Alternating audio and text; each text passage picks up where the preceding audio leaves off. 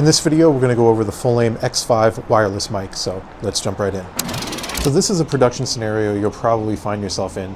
We have a road just right down there, and we're on a balcony right now. A lot of times when you're shooting, you'll probably find yourself in a situation like this where you'll have a noise source further down and you're just a few feet away from it. So this is a good test to see how the X5 works under this production scenario. All right guys, here we are at the park. We have the Fulaim X5. I just have it clipped onto my shirt here. I'm not using the mic attachment. I don't have any windscreen or anything like that on there. It's a little bit windy, so I want to test this first, see how it sounds, and then we'll jump onto this mic. So this is the Fulaim X5 with just the receiver and the transmitter clipped onto my shirt. And now we're going to test it with the clip-on mic. This actually does not come with it, but what we're going to do is we're going to use it anyway because I really like the way this sounded from, I think it was the X1000.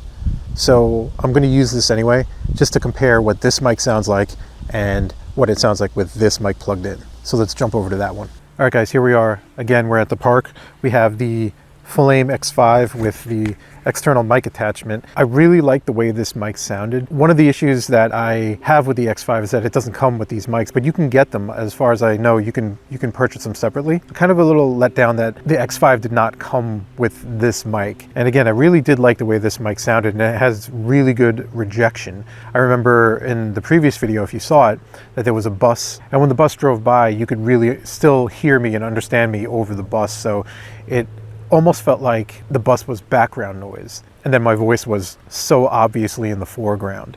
So anyway, here's the X5 with the external mic. This is what it sounds like. All right, so here's another spot in the park. I just wanted to test the mic in this area. It's a little quieter over here and less wind.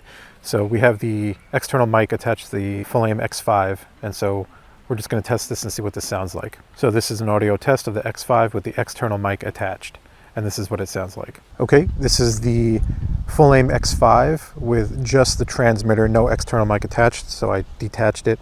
So this is what it sounds like with no external mic attached to the Fulaim X5. All right guys, so here we are in the car with the windows open. We're in the parking lot, and this is what it sounds like with the external mic attached to the Fulaim X5. I suspect that this is going to sound pretty good. We got a little bit of wind, but not much. So this is another production scenario that you might find yourself in. I think this is probably going to sound pretty good. Again, this is with the external mic attached. So we're going to try it again without the external mic, so it's just the transmitter. All right, guys, so this is the X5 without any external mic. This is just the transmitter by itself, the mic on the transmitter. And this is what it sounds like. Again, we're in the parking lot, we're in the car, windows are rolled down. This is another production scenario you might find yourself in. We have a little bit of wind, but I don't think it's going to be that bad. Right now it's clipped onto my shirt. I'm actually going to clip it onto somewhere else because maybe in a production scenario you might want to hide it somewhere. So I'm going to go ahead and do that, and let's see what that sounds like. So we'll take it off and let's see where we're going to clip it. Maybe I'll clip it. It's probably not the best spot for it, but let's try that. It's a little far further away. It's probably like, I don't know, maybe 12 inches or so from my face, but that is where the external mic is now, the transmitter by itself, no external mic. So this is what it sounds like inside of a car with the front windows rolled down. There's a bunch of wind. You could probably see it in the background, but this is what the transmitter by itself sounds like on the Fulaim X5.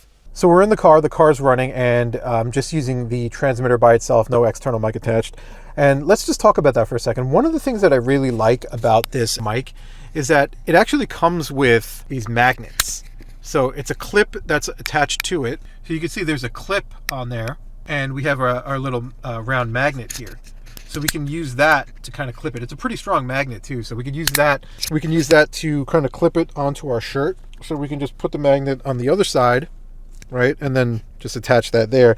And this gives us a little bit more freedom. It allows us to clip it anywhere rather than, if, let's say I didn't have this and I was just wearing a t-shirt, it would be a little bit harder to kind of clip it somewhere. So the magnet really helps with that because you could just, put it under your t-shirt, right, and then just clip it on that way. But it just gives you more freedom to be able to mount it in a way that actually can pick up your voice in the best possible angle. And I really do like the way this mic looks and feels. The size of it is really nice. It looks a little bit more, the X1000 or the 1000X, it was more of a box shape. So this is less distracting, I think. So when you take this and you put it on your shirt, you know, it's definitely less distracting. I do like the way this looks better, because if you're going to show a mic in the frame, we're kind of used to seeing mics that look like this. So this is less distracting than even this. Unfortunately, this does not come with the X5. As I was saying before, it's kind of a letdown, because I really feel that that would definitely help, especially in certain scenarios where you have a lot of background noise. I believe that this mic rejects a lot of the background noise better than the mic that's on here. But again, we're going to go back and post and we're going to test that. But the 1000 did come with this, and so I've been using it pretty much, even with the DJI mics, I've been using this because I really like the way this mic sounds. For the price, I think this is somewhere around $150. You know, the fact that this doesn't come with it, it's not a big deal, but I think that that would strengthen the purchase a bit more if it did have these mics, because the 1000 came with it. That was just a huge plus to me, because when I heard how good these mics sound, I was just like, well, I'm probably just going to use it all the time. But again, it's $150, so you can't really complain. You're getting a lot already for the price. You get these mics, the transmitters, the receiver, and you also get onboard recording. Now, the one thing about the onboard recording is that it's only 16-bit. For many situations, that's going to work, but I think just having that 24-bit recording on the DJI is actually a huge plus, and it's kind of a shame that they didn't include it with this. But again, DJI is what, like $300, and this is $150, so it's about half the price. So I think that, again, you're getting a really good deal with the Fulaim X5. So if you don't need the 24-bit onboard recording, you can just attach it to your camera and get 24-bit recording that way, or you can attach it to something like the Zoom F6 and get 32-bit recording. So again, it's not really a big deal, but if you were going to use it strictly for that onboard recording on the transmitter, then you might want to consider that. But honestly, I mean, 16-bit is pretty good. You know, having it on board is a good backup. That's fine. So it really all depends on what your needs are. I would have definitely have loved to see that 24-bit recording on board on the X5, but honestly, for the price, it's not really a big deal. It's a little cold out, so I'm going to get something from Starbucks, something hot. We'll hit up our next location, test the sound. Again, I'm going to be testing it with the onboard mic and this mic. And so let's not waste any more time. Let's go. All right, guys, we're just going to run this test again. This is the Fulaim X5 without any external mic attached, just the transmitter. We're down here by the water, so there's going to be a lot of background noise. I'm assuming there's going to be a lot of wind and water noise, but once we attach the external mic, I think a lot of that's going to drop down, but we'll see. We'll see how that sounds. All right, guys, so this is the Fulaim X5 with an external mic attached. Hopefully a lot of that background noise is going to drop out. We're down here by the water, lots of water noise, lots of wind. So this is what it sounds like with an external mic attached. Hopefully, again, as I said, a lot of that background noise is going to drop out, but we'll see when we get back into post. All right, guys, so this is the Fulaim X5 with an external mic attached. Hopefully a lot of that background noise is going to drop out. We're down here by the water, lots of water noise, lots of wind. So this is what it sounds like with an external mic attached. Hopefully, again, as I said, a lot of that background noise is going to drop out, but we'll see when we get back into post. All right, guys, just so you have a frame of reference, this is what the camera audio sounds like. So this is the Sony A7R4, I believe, and this is what the audio from the camera sounds like. It's probably really bad, but we'll see when we get back to post. So one of the things I like about the X5 is that this windjammer actually has to twist into the top. In the past, in some of the other mics, the grip here was actually just a rubberized grip, so it just held on by tension. But for this, you actually have to insert it in there and then actually give it a little twist and it locks on. So right there. And then it stays on there pretty well. So this is actually a really nice feature, because in the past, sometimes, not that it wasn't secure, but there was a possibility of it popping off. And this is actually really nice because it's a twist in, so there's even less of a chance that this is going to fall off. So I really like this feature. Another thing I like about these transmitters is that they come with a magnet. So that just kind of locks on right there. So you could put it on your shirt, as I have right here. And it just allows for better placement, because otherwise you would just have to clip it onto your collar if you were wearing just a normal shirt like this, and just this looks insane. So I probably wouldn't want to do that. With this, it's a little nicer. It's actually off camera right now, so you can't even tell that that's there. So, and finally, a feature I probably wouldn't use that much because I don't use my phone for much recording. That may change, but this is actually for the older iPhones.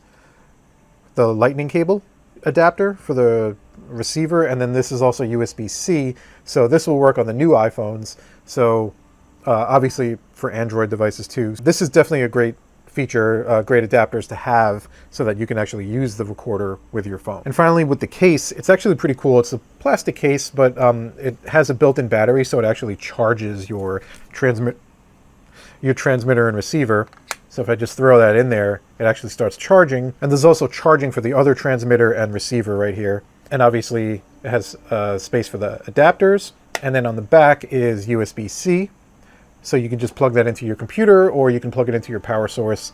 And then on the front here, there are some lights to tell you where you're at as far as battery. So I just want to mention a couple things. So Fulaim did reach out to me and let me know that there would definitely be interference if your body is in between the transmitter and the receiver. That's just something that's prevalent in all their mics. And I don't really think that that's really that big of a deal, because you can avoid that easily. You just don't put your body between the transmitter and the receiver. It's not that hard to work around that. And obviously you're going to have someone monitoring audio on set, so if you do run into any of those problems, you can just reset and then find a way around it. It's not that hard. It's actually pretty simple, so it's not really a big deal to me. So for the price, this thing is amazing, but the only small letdown is that there's not 24-bit recording directly on the transmitter.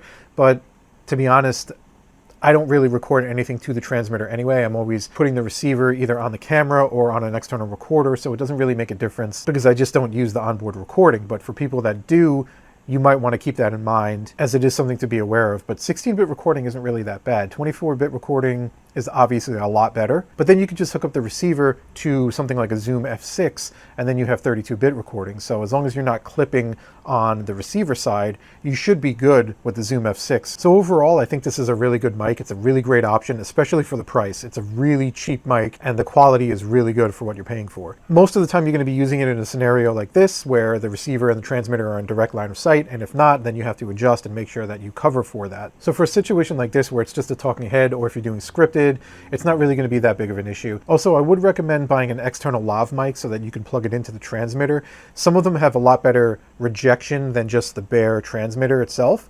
So that's definitely an option that you want to have, just in case you're dealing with a difficult noise situation on set. So aside from that, if you get this mic, I think you'll be pretty happy with the results. For around $130 US, it's pretty much a no-brainer. Just be aware of some of the limitations that we talked about, but aside from that, you can't really go wrong with it. If you like this video, please like and subscribe. Stay tuned for more VFX tutorials. Those are coming. Once again, my name is Paul Delvecchio, and I'll catch you guys next time. All right, guys, so we're going to do a distance test. One thing to note is that I have the transmitter with the windscreen on, and what I'm going to do is I'm actually going to walk with my back facing the camera so that my body is in between the transmitter and the receiver. That's going to cause some issues, but I want you guys to be aware of how that's going to work so you can kind of figure out on your own how you want to use this thing.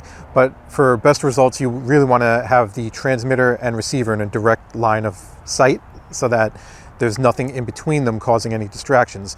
But in a production scenario, this is always something that could happen. So you want to make sure that you have that open line of sight. But if your back is going to be facing the camera and your body is going to be between the transmitter and receiver, you should expect to get some kind of interference or dropouts. But on the way back, I'm going to walk facing forward, so there's going to be a direct line of sight between the transmitter and the receiver, so you'll see how much better the communication between the two is. All right, let's jump into it.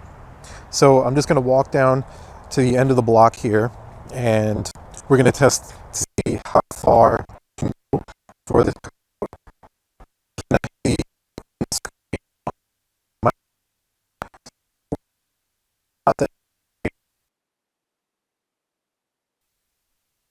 Facing the receiver, so the transmitter and receiver are in direct line of sight. So let's see exactly how much better this is going to sound. So I'm just going to walk back, and I'm going to repeat the same thing that I said on the way out here, because I don't think that you may have picked that up. So one of the things that was an issue for me was that when I had the windscreen and I was trying to hook it onto the mic on the transmitter,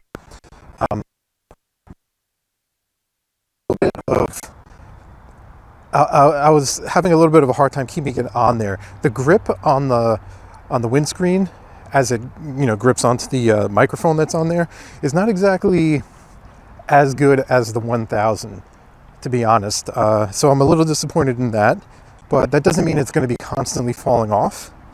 But one of the things is you don't align the notches, if that makes any sense. So you'll see it, but you'll see just how the notches line up.